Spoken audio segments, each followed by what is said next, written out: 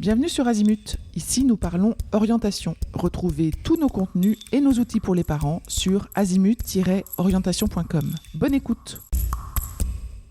Dans cet épisode, on s'intéresse à une question que beaucoup de familles se posent. Est-il possible d'étudier la médecine en Europe quand l'accès en France est très sélectif ? Médecin reste un métier qui fait rêver. Soigner, aider, être utile au cœur des enjeux de santé. Mais en France, l'accès aux études médicales est extrêmement encadré, ce qui pousse certains lycéens à regarder au-delà de nos frontières. Alors, quelles sont les réalités en études de médecine en Europe ? À quoi est-ce qu'il faut s'attendre concrètement ? On vous explique dans cet épisode. Étudier la médecine en Europe, c'est une option possible mais exigeante. Oui, étudier la médecine dans un autre pays européen est une option envisageable pour des élèves motivés. Mais attention, ce n'est ni une solution de facilité ni un raccourci. Ces études demandent une préparation sérieuse, une bonne compréhension des systèmes éducatifs étrangers et surtout une vraie capacité d'adaptation, notamment sur le plan linguistique. Ce sont des études qui sont longues, exigeantes et très réglementées.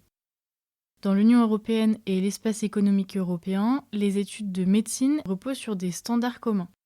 Ça signifie que les diplômes peuvent être reconnus d'un pays à l'autre, y compris en France, à condition de respecter certaines démarches. Mais il est quand même important de le rappeler, il n'existe pas d'accès automatique. Chaque pays conserve ses propres règles d'admission, ses langues d'enseignement, ses concours ou ses quotas. Étudier à l'étranger, ce n'est donc pas contourner la sélection, c'est entrer dans un autre système avec ses exigences spécifiques. Prenons quelques exemples pour mieux comprendre. En Belgique francophone, les études de médecine durent environ 6 ans avant la spécialisation.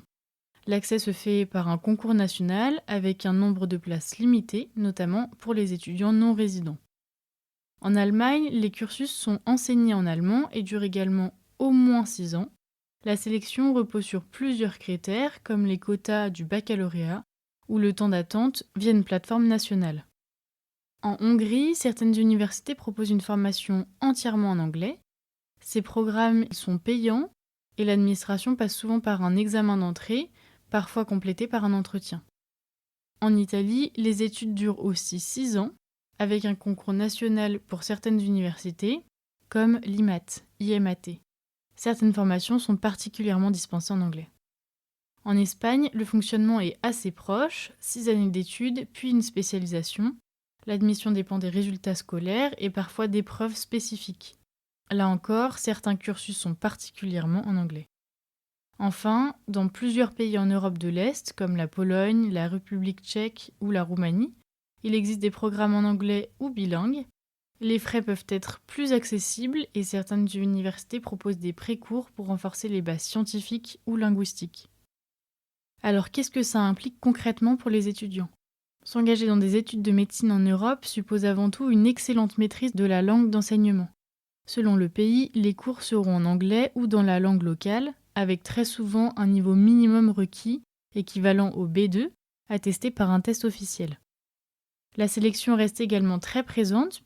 Qu'il s'agisse de quotas, de concours ou d'examens d'entrée, la plupart des pays limitent le nombre de places.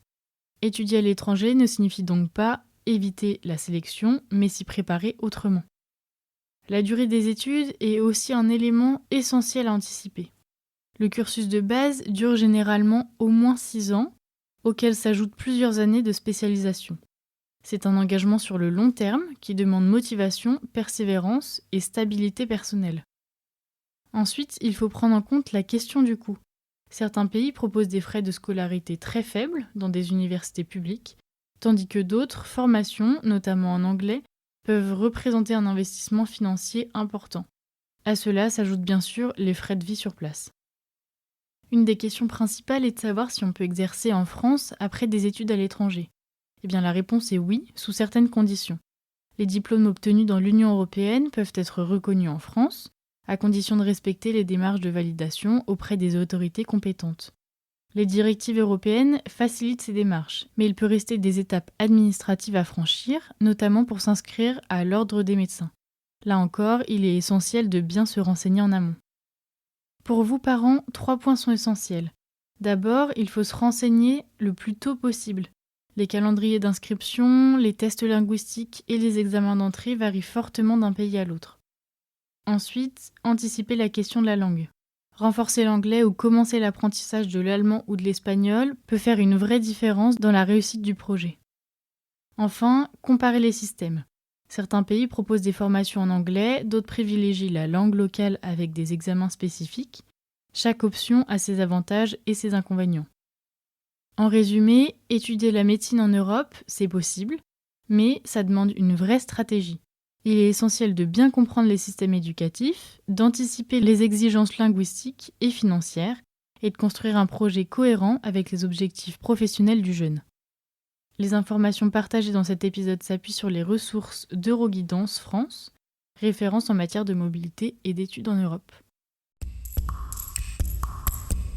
Pour aller plus loin dans l'accompagnement de votre enfant, rendez-vous sur azimut-orientation.com.